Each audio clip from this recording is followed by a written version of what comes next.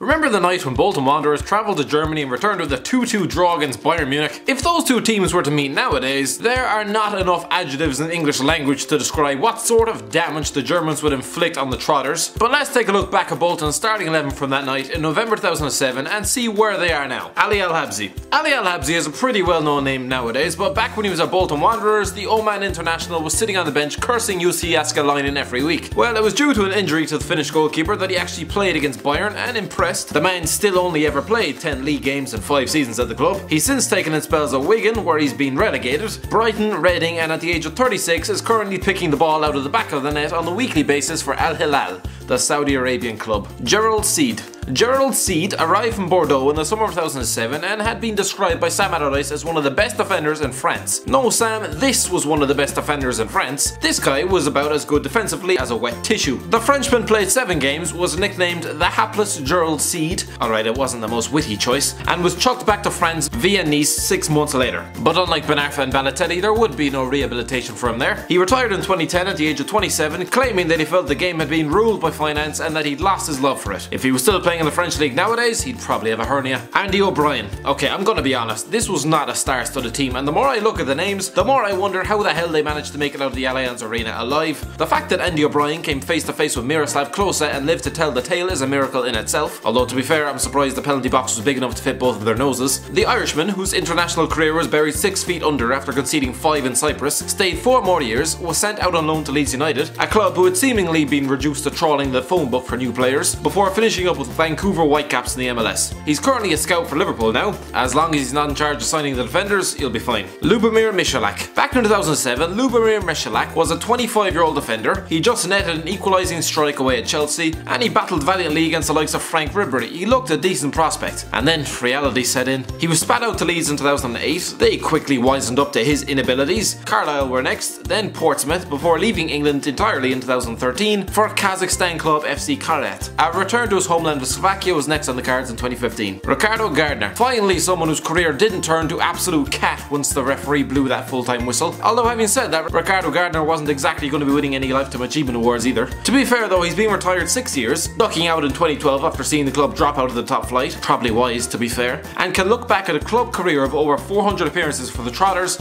and with over 100 international caps for Jamaica. Now granted, he didn't win a single thing at the Reebok Stadium, and this is the same international team that gave call-ups to Marlon King, but still, he's currently coach of the Jamaica under-20 side. Mikel Alonso. No, this isn't Marcos Alonso, although he did bizarrely play for Bolton a couple of years later. Mikel Alonso was brought in on a loan deal in 2007, with the Bolton chief officials taking a look at one of the best midfielders in Europe and thinking, yeah, how about we just sign his older brother, instead of realising there was a reason no big club had come in from Real Sociedad. He played a handful of games for the Trotters before returning to Spain. Tenerife were next, as he helped them to a relegation before arriving back in England at Charlton in League One. Conceded a penalty on his debut and never played for them again. At the age of 37, he's currently at Real Union and probably wondering why he was only blessed with a fraction of his brother's talent. Kevin Nolan. The best player on the park that night, well, that obviously didn't have a Bayern Munich kit on. Nolan left Bolton after 12 years in February 2009, signing for Newcastle, was relegated 4 months later. He became a fan favourite though, scoring 30 goals across 91 games, including a hat-trick against Sunderland, before being rewarded with a demotion to the Championship via West Ham, because that's just how Mike Ashley loves to show his appreciation. He continued to score, bagging 31 in 157 games for the club,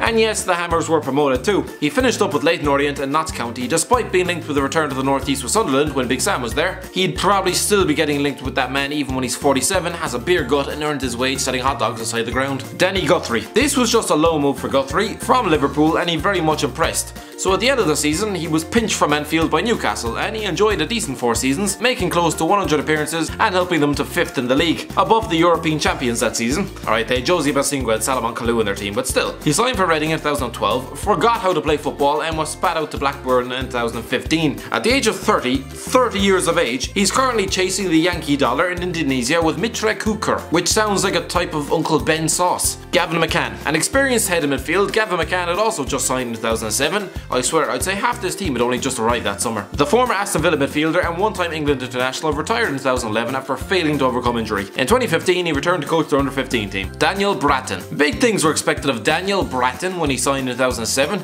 He did not deliver. There seems to be a theme here, lads. I don't know if you've noticed. He played 6 times, was sold to Toulouse the following summer, where he spent 5 years. The Norwegian has spent the last half decade bouncing around clubs in Norway. 52 caps though, he must be doing something right. Either that or Norwegian football is doing something extremely wrong. Kevin Davies. Kevin Davies getting past Lucio to bag an equaliser past Oliver Kahn. I think that was the moment Bayern Munich officials realised something needed to be done. You know, like no more Lucas Podolski in the team for one. Okay, that's harsh. He did score 2 that night. Big Kevin Davies probably didn't expect to spend a decade at the Reebok when he signed in 2003. I'm almost positive he didn't foresee a night playing Bayern Munich. He finished his career with Preston North then at the age of 38. Oh, and he grabbed an England cap in 2010. Don't get too excited, lads. So did Jay Guthrie, and I think he served me in my local petrol station the other day. Davies is currently manager of Southport. Thanks for watching. Don't forget to like, share and subscribe.